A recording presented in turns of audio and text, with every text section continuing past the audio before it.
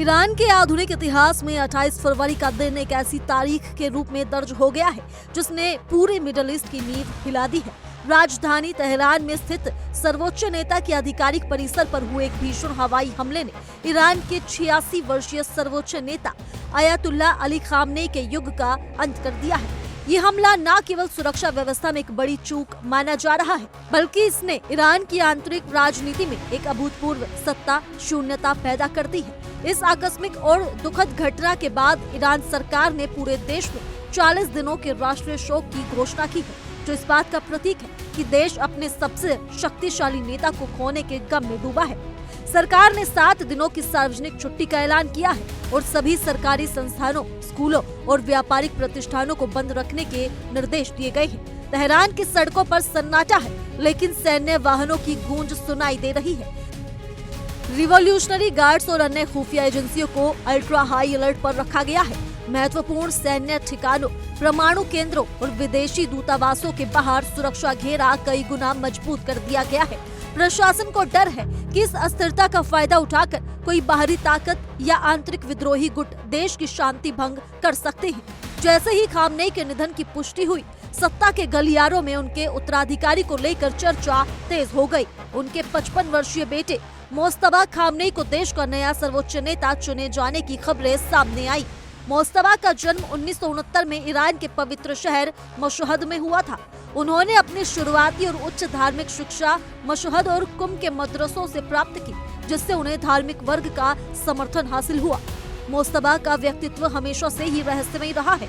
उन्होंने कभी भी राष्ट्रपति या मंत्री जैसा कोई सार्वजनिक पद नहीं संभाला, लेकिन ईरान की असली सत्ता उनके हाथों में मानी जाती थी। वे अपने पिता के सबसे करीबी सलाहकार थे और office of the supreme leader के माध्यम से देश के खुफिया और सैन्य तंत्र को नियंत्रित करते थे। ईरान इराक युद्ध के अंतिम चरणों में सैन्य अनुभव लेने के कारण रिवॉल्यूशनरी गार्ड्स कमांडरों के साथ उनके रिश्ते बहुत गहरे हैं, जो उनके इस नए पद की मजबूती का मुख्य आधार है। मोस्तफा खामनेई के सत्ता संभालने के साथ ही विवादों का पिटारा भी खुल गया है। सबसे बड़ा सवाल 1979 की इस्लामिक क्रांति के मूल सिद्धांतों पर उठ रहा है। उस समय ईरान के लोगों ने शाह के वंशवादी राजतंत्र को उखाड़ फेंका था, ताकि एक ऐसी व्यवस्था बने जहां सत्ता किसी एक परिवार की बपोती ना हो। अब पिता के बाद बेटे का सर्वोच्च पद पर बैठना कई ईरानियों के लिए एक धार्मिक राजतंत्र जैसा महसूस हो रहा है। मोस्तफा का नाम 2009 के ग्रीन मूवमेंट के दौरान भी सुर्खियों में आया था। आरोप है कि उन्होंने ही उन प्रदर्शनों को दबाने के लिए सुरक्षा बलों को कड़े निर्देश दिए थे। इस वजह से देश का बड़ा उदारवादी वर्ग उन्हें कट्टरपंथी नेता के रूप में देखता है। ईरान उस समय भीषण महंगाई, बेरोजगारी और अंतर्राष्ट्रीय प्रतिबंधों से जूझ रहा है। मोस्तफा के सामने सबसे बड़ी चुनौती ये होगी कि वे टूटती हुई अर्थव्यवस्था को कैसे संभालते हैं और अमेरिका व इजराइल जैसे देशों के साथ ईरान के बिगड़ते रिश्तों को किस दिशा में ले जाते हैं। ईरान अब एक नए और अनिश्चित दौर में प्रवेश कर चुका है। मोस्तफा खामनेई को सैन्य और धार्मिक कट्टरपंथियों का पूर्ण समर्थन प्राप्त है, जिससे उनकी स्थिति फिलहाल स्थिर दिखती है। हालांकि आम जनता के बीच उनकी स्वीकार्यता और उनके नेतृत्व की शैली आने वाले समय में ये तय करेगी कि ईरान में स्थिरता बनी रहेगी या नया विद्रोह जन्म लेगा।